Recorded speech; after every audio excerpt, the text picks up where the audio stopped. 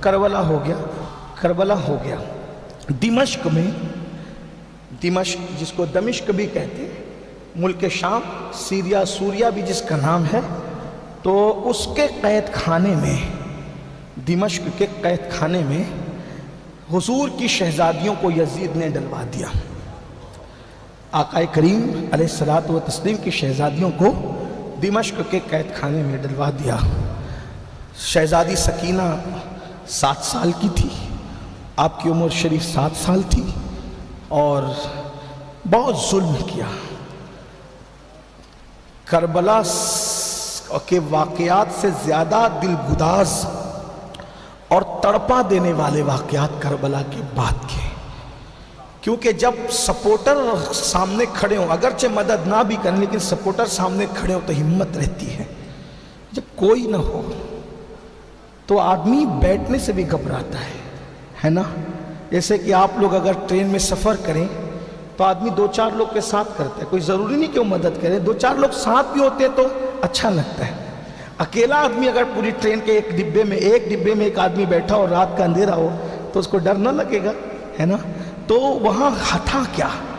آل البیت کے، یہ بڑا مظلوم گھرانہ ہے، یہ گھرانہ بہت مظلوم ہے، اتنا عالی اونچا گھرانہ۔ اس نے صرف دیا، اس نے دیا، معاف کیا، عطا کیا، دیا، ایمان دیا، کلمہ دیا، شریعت دی، سنت دی، سب دیا۔ جس گھر سے قرآن ملا تھا اس گھر کو لوگوں نے لوٹایا کیا؟ جفا، بے وفائی، مار پیٹ، شہادت، دردناک داستان۔ اقبال نے کہا تھا، ڈاکٹر اقبال نے، غریب سادہ و رنگی ہے داستان حرم، غریب سادہ و رنگی ہے داستان حرم، نہایت اس کی حسین ابتدا ہے اسماعیل۔ تو کربلا ہو گیا اور کوفہ بھی ہو گیا، اور دمشق کے قید خانے میں حضور کی شہزادیاں ہیں، بہویں ہیں، نواسیاں ہیں، پوتیاں ہیں، اور بھیجا جاتا ہے جتنا زندہ رکھا جا سکے۔ اور جب وہ کھانا آتا بھی ہے تو غیرت کی وجہ سے وہ لوگ کھاتے نہیں ہیں۔ اور شام کے وقت جب پرندے چلاتے ہوئے اڑتے تھے اوپر سے، قید خانے کے اوپر سے، تو سیدہ شہزادی سکینہ کہتی تھی، پھوپھی اماں یہ پرندے کہاں جا رہے ہیں اماں؟ تو آپ فرماتی تھی کہ یہ پرندے اپنے اپنے گھروں کو جا رہے ہیں۔ تو شہزادی سکینہ بڑی سادگی سے، بچی تھی نا، کہتی تھی، پھوپھی اماں جب پرندے اپنے گھر جاتے ہیں ہر روز تو ہم کیوں اپنے گھر نہیں جاتے؟ تو سب شہزادیاں رسول اللہ کی تڑپ جاتی تھی، بے چین ہو جاتی تھی، بے قرار ہو جاتی تھی۔ بہرحال ایک دن شہزادی سکینہ کہہ رہی تھی، پھوپھی اماں بھوک تڑپا دیتی ہے، بے چین کرتی ہے، کھانا ایسا آتا ہے کھایا نہیں جاتا، پھوپھی اماں اب میرے لیے آپ دعا کر دیں کہ سکینہ دنیا میں نہ رہے، سکینہ دنیا سے چلی جائے، اس کی روح نکل جائے تاکہ اس کو اس مصیبت سے نجات مل جائے۔ شہزادی سکینہ کے سر پہ سیدہ زینب پاک نے ہاتھ پھیرا، ہاتھ پھیر کے فرمایا، میری بیٹی نبی کے گھر کی شہزادی ہو، ایسی باتیں نہیں کرتے، ہم صبر والے لوگ ہیں، صبر کرتے ہیں۔ بہرحال یہ باتیں پھپھی بھتیجی کے درمیان ہو رہی تھی، تو اس قید خانے کے قریب سے ایک شخص جا رہا تھا، کیونکہ جب قید خانے میں رکھا گیا تھا تو جھوٹ بول کے رکھا گیا تھا۔ آپ جانتے ہیں کہ دمشق والوں کو کہا گیا تھا کہ کچھ لٹیرے تھے، ڈاکو تھے، جو راستہ پہ بیٹھ کر کے لوگوں کو قتل کرتے تھے اور لوٹ مار کرتے تھے، تو ہم نے ان کے سر کاٹ کے لائے اور ان کے بچوں کو اور عورتوں کو ہم نے قیدی بنا لیا ہے۔ تو اکثر لوگوں نے تو نہیں پہچانا، وہ ایک الگ داستان تاریخ میں موجود ہے، بے شمار اقوال ہیں۔ تو یہ باتیں پھپھی بھتیجی کے درمیان ہو رہی تھی، رو رہی تھی۔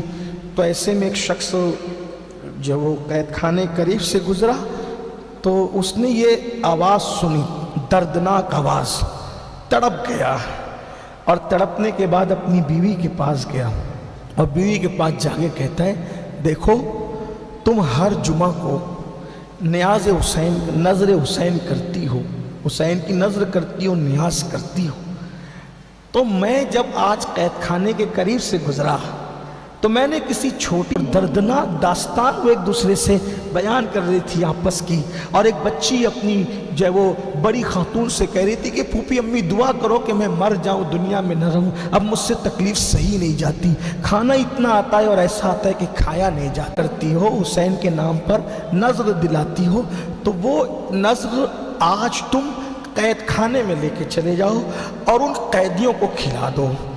تو اس نے کہا بہت اچھا، میں نے تو دعائیں لینا ہے۔ تو وہ نذر اس نے تیار کیا، اس خاتون نے، اور نذر تیار کرنے کے بعد قید خانہ گئی۔ اس خاتون کا بیان ہے، کتابوں میں لکھا ہے، ہماری اہل سنت کی کتب میں ہے، لکھا ہے کہ جب وہ قید خانے میں داخل ہوئی تو کیا دیکھا کہ ایک جوان ہے جس کا پورا خون خشک ہو چکا ہے اور اس کے گلے میں توق ہے، ہاتھوں میں ہتھکڑیاں ہیں۔ یہ منظر دیکھ کر کے اس خاتون نے کہا کون ہے تم؟ تو اس نے منہ سے کہا، مجھ سے، سر کے اشارے سے کہا، مجھ سے کچھ کہا نہیں جاتا، میں آپ سے کوئی بات نہیں کر سکتا اس وقت، مجھ سے کوئی کہا نہیں جاتا۔ جانتے ہو اے میری قوم کے جوانوں، وہ کون تھا جس کے ہاتھوں میں ہتھکڑیاں تھی، جس کے گلے میں توق تھا، جو بولنے کی بھی طاقت کھو چکا تھا؟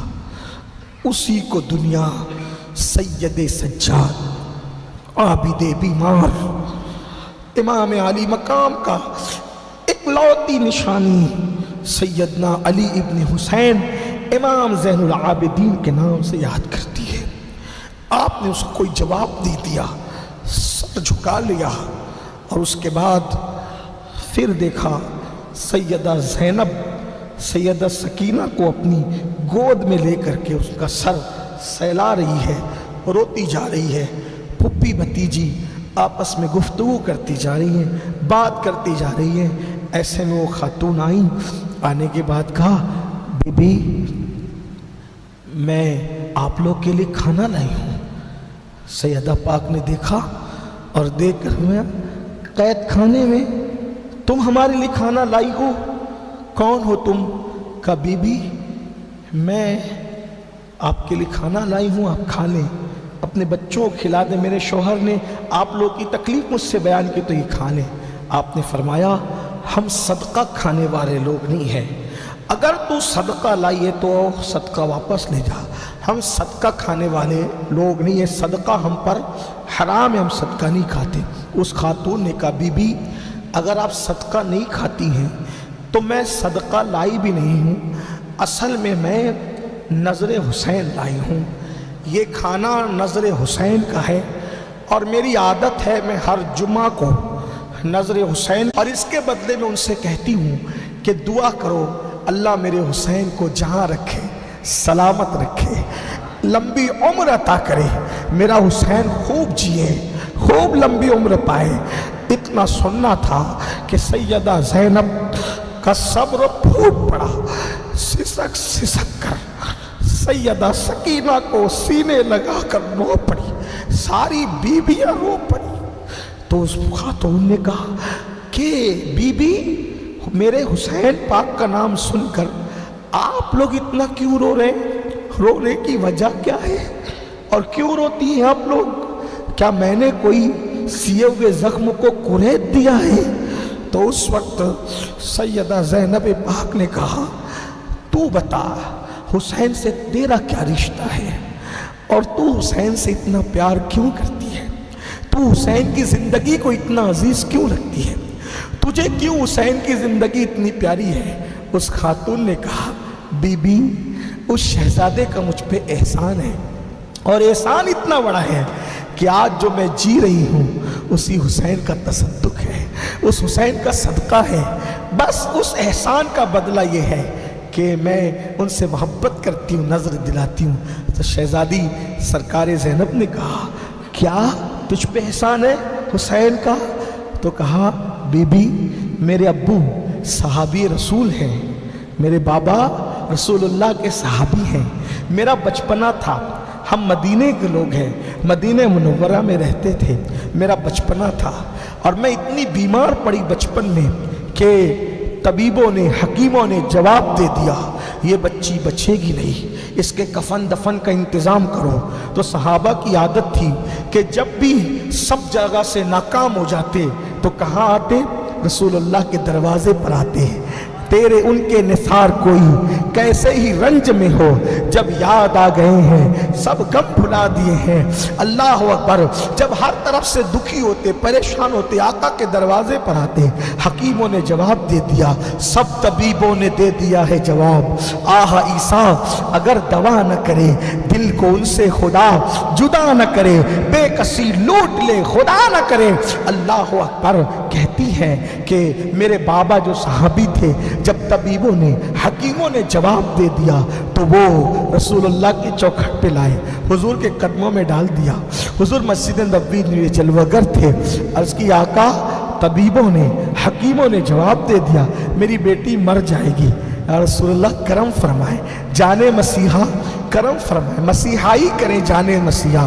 अभी ये गुफ्तगू हो ही रही थी, उतने में मेरे बाबा का बयान है कि हरे रंग का पर्दा दरवाजे पर रसूलुल्लाह के पड़ा हुआ था।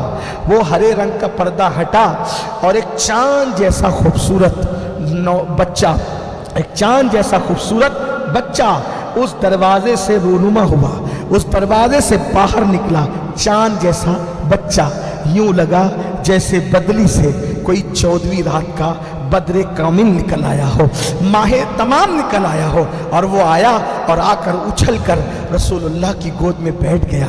जब वो बैठा तो मेरे बाबा रो रहे थे और कहते आका मसीहाई फरमाए। सरकार ने मुस्कुराया, उस बच्चे से कहा हुसैन इसके लिए दुआ करो। ये मेरे मौला हुसैन का बचपन है, हुसैन इसके लिए दुआ करो। उस बच्चे ने जो है मुझ पे हाथ रखा और उसने दुआ करना शुरू की। उसके लब हिलते गए, खुदा ने मुझे ताकत बख्शा, सेहत बख्शा। बिल आखिर उसकी दुआ के अल्फाज मुकम्मल क्या हुए, अल्लाह ने मुझे बैठने की ताकत अता कर दी। और उस दिन वो दिन है और आज का दिन है, मैं मुकम्मल तंदुरुस्त हूँ, सेहतयाब हूँ। उस दिन से मैं और मेरे बाबा हुसैन के नाम पे सदका करते थे। अल्लाह इस सदक़े के तसद्दुक हुसैन को लंबी उम्र दे, जिसकी दुआओं से मुझे उम्र में। बाबा का विसाल हो गया। मेरे बाबा ने कहा था बेटा जब तक जिंदा रहना हुसैन की नज़र करते रहना, हुसैन के लिए दुआ करवाते रहना, ताकि हुसैन को खुदा लंबी उम्र दे, हमेशा सलामत रखे। बीबी बस यही है, ये सदका नहीं है, मेरे आका हुसैन की नज़र है। खाओ, दुआ करो, अल्लाह मेरे हुसैन को सलामत रखे। इतना सुनना था।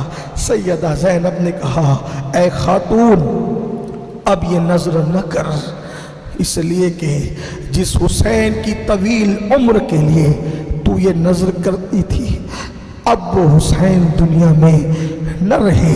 चीख पड़ी, न रहे। कहाँ? ये जो तू यतीम देख रही है ये बच्ची को, ये हुसैन की यतीम है, इसका नाम सकीना है। वो जो हथकड़ियों में और ताक में तू जिसको देख रही है वो हुसैन का शहजादा ज़ैनुल आबिदीन है, मैं हुसैन की बहन हूँ। ये कहा तो जहाँ एक तरफ उनकी मजलूमियत पता चली, अहलुल बैत की, इमाम आली मकाम की बचपने की करामत का अंदाज़ा भी आपको हुआ होगा कि बचपने में जिस पे हाथ रखा अल्लाह ने उसको शिफा अता किया। और भी आपके बचपने के बड़े वाक़यात हैं इंशाअल्लाह, फिर किसी मौके पर। अल्लाह पाक की बारगाह में दुआ है अल्लाह मुझे आप सबको अमल की तौफीक दे, नबी और आले नबी से सच्ची निस्बत अता करे। एहतराम असहाब के साथ गुफ्तगू के दरमियान कोई गलती हो अल्लाह पाक माफ़ फरमाए।